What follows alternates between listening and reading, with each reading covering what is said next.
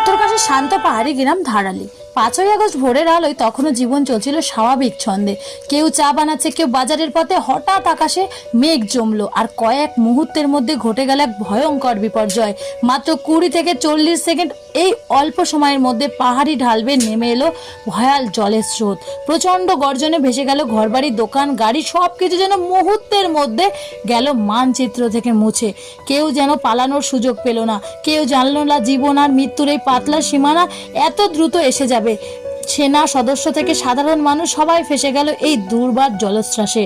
এখনো অনেকেই নিখোঁজ, কেউ খুঁজছে স্বজনের খোঁজ, কেউ দাঁড়িয়ে আছে ভাঙা ঘরের ধ্বংসস্তূপে। সেনা, এনডিআরএফ, এসডিআরএফ সবাই দিনরাত চেষ্টা করছে, হয়তো কাউকে জীবিত ফিরিয়ে আনা হবে।